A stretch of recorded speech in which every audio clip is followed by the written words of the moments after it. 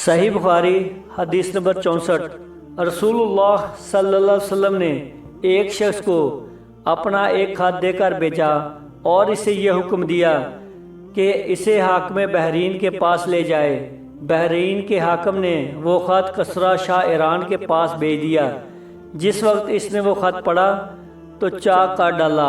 راوی کہتے ہیں اور میرا خیال ہے کہ ابن مسیب نے اس کے بعد مجھ سے کہا کہ اس واقعے کو سن کر رسول اللہ صلی اللہ علیہ وسلم نے اہل ایران کے لیے بد دعا کی کہ وہ بھی چاک شدہ خط کی طرح ٹکڑے ٹکڑے ہو جائیں۔ صحیح بخاری حدیث نمبر 65۔ رسول اللہ صلی اللہ علیہ وسلم نے کسی بادشاہ کے نام دعوت اسلام دینے کے لیے ایک خط لکھا یا لکھنے کا ارادہ کیا تو آپ صلی اللہ علیہ وسلم سے کہا گیا کہ وہ بغیر مہر کے خط نہیں پڑھتے، یعنی بے مہر کے خط کو مستند نہیں سمجھتے۔ تب آپ صلی اللہ علیہ وسلم نے چاندی کی انگوٹھی بنوائی جس میں محمد رسول اللہ کندہ تھا۔ گویا میں آج بھی آپ صلی اللہ علیہ وسلم کے ہاتھ میں اس کی سفیدی دیکھ رہا ہوں۔ صحیح بخاری حدیث نمبر 66۔ ایک مرتبہ رسول خدا صلی اللہ علیہ وسلم مسجد میں تشریف فرما تھے اور لوگ آپ صلی اللہ علیہ وسلم کے ارد گرد بیٹھے ہوئے تھے کہ 3 آدمی وہاں آئے۔ ان میں سے 2 رسول اللہ صلی اللہ علیہ وسلم کے سامنے پہنچ گئے اور ایک واپس چلا گیا۔ راوی کہتے ہیں پھر وہ دونوں رسول اللہ صلی اللہ علیہ وسلم کے سامنے کھڑے ہو گئے۔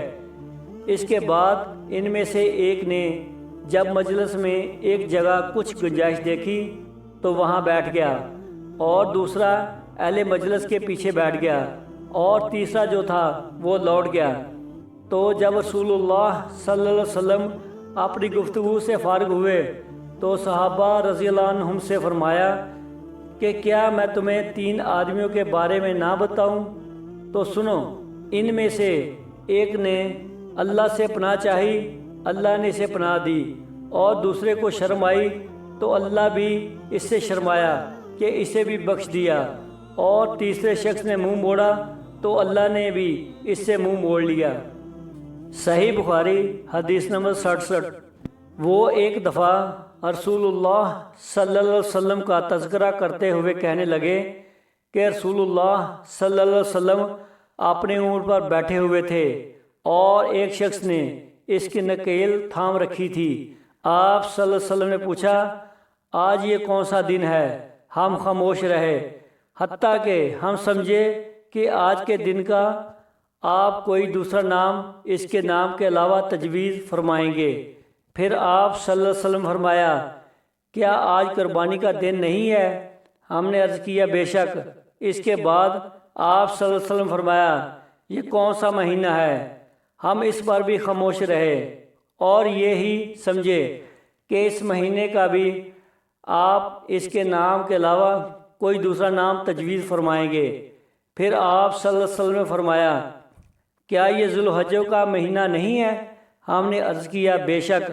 آپ صلی اللہ علیہ وسلم نے فرمایا تو یقیناً تمہاری جانیں اور تمہارے مال اور تمہاری آبرو تمہارے درمیان اسی طرح حرام ہے جس طرح آج کے دن کی حرمت تمہارے اس مہینے اور اس شہر میں ہے۔ پس جو شخص حاضر ہے اسے چاہیے کہ غیب کو یہ بات پہنچا دے، کیونکہ ایسا ممکن ہے کہ جو شخص یہاں موجود ہے وہ ایسے شخص کو یہ خبر پہنچائے جو اس سے زیادہ حدیث کا یاد رکھنے والا ہو۔ صحیح بخاری حدیث نمبر 68۔ رسول اللہ صلی اللہ علیہ وسلم نے ہمیں نصیحت فرمانے کے لیے کچھ دن مقرر کر دیے تھے، اس ڈر سے کہ کہیں ہم کبیدہ خاطر نہ ہو جائیں۔ صحیح بخاری حدیث نمبر 69۔ آپ نے فرمایا آسانی کرو اور سختی نہ کرو، اور خوش کرو اور نفرت نہ دلاؤ۔ صحیح بخاری حدیث نمبر 70۔ عبداللہ ابن مسعود ہر جمعرات کے دن لوگوں کو وعظ سنایا کرتے تھے۔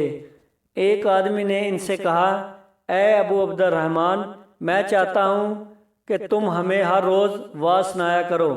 انہوں نے فرمایا تو سن لو کہ مجھے اس امر سے کوئی چیز مانا نہیں ہے تو یہ کہ میں یہ بات پسند نہیں کرتا کہ کہیں تم تنگ نہ ہو جاؤ، اور میں وعظ میں تمہاری فرصت کا وقت تلاش کیا کرتا ہوں، جیسا کہ رسول اللہ صلی اللہ علیہ وسلم اس خیال سے کہ ہم کبیرہ خاطر نہ ہو جائیں، وعظ کے لیے ہمارے اوقات فرصت کا خیال رکھتے تھے۔